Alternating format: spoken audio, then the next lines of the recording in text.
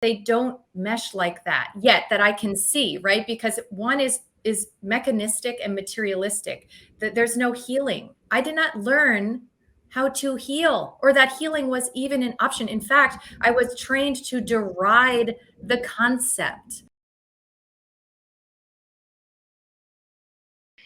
And within my culture, this has been known for a long time, and it's emerging. And the science that came from that culture was very much originated in this very empowered approach of the possibility of the body and mind. And many of the scientists or Ayurvedic practitioners were established in yogic truths and practices and principles, which maybe clearly are very different from, you know, Western medical paradigm, and even the medical tyranny that's going to other cultures and saying, well, you're completely wrong, follow this way. And there's a fallout against that. So I am empathetic towards that. And actually, I feel part of my role in educator is similarly to empower and encourage people to take more sovereignty and control over the capacity of what this is capable of, right? Mm-hmm. And at the same time, almost like with children, you know, there's only a certain amount or degree of wherever they're at to which they're capable of doing that.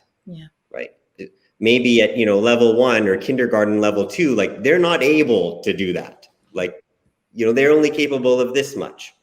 And that's where I think the compassion is, or to recognize, okay, well, this is where you're at. How do we support that? And this is where you're at. How do we support it, while always supporting to pull people up the ladder?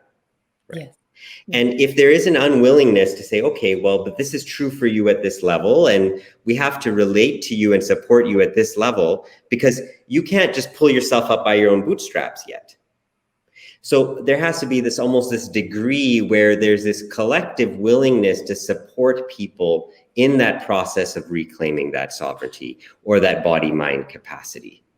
And that's a tricky thing to do. Yeah, and I don't even think the groundwork, you know, like I think as I would, you're already looking through the lens of this is real, right? You can experience your own power. When you're afraid, we can support you so that you can reconnect to your own power, and you can do the best that you can, not to outsource that power to an authority. That's assuming that I'm not talking about power.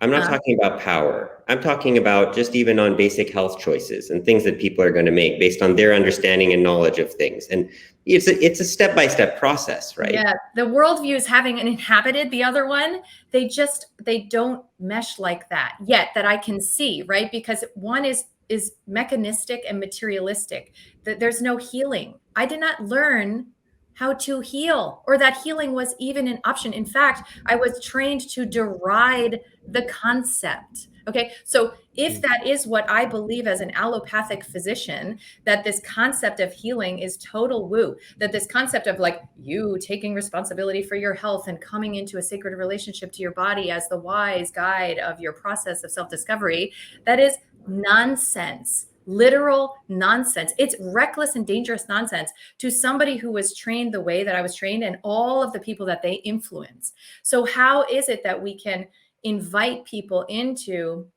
this other paradigm if it's right for them when they're ready? That's why I focused the past 5 years or so of my life on simply making sure scientifically, you know, social media wise, blog wise, whatever, that people know what's possible. Okay. You got a diagnosis of Graves' disease. Well, guess what? I published a case report of a woman who healed it without surgery or any radioactive therapy. That is possible. And if you know that, it could ignite something in you that, yes, you might need a lot of support. You may know that, and then it'll be 15 years before you can even take one baby step in the direction of that, you know, personal experience of truce with your own body. But the worldviews, it's like, it's hard for me to convey, again, having inhabited that worldview now in this one, how irreconcilable they are. The vitalism perspective and the materialist, you know, I'll call it the scientism perspective, but allopathic perspective, they literally value different things. They have different metrics and variables, and they literally look at outcomes as completely different. The outcome of one is not even relevant, doesn't exist in the other, and vice versa. So like, how do they come together?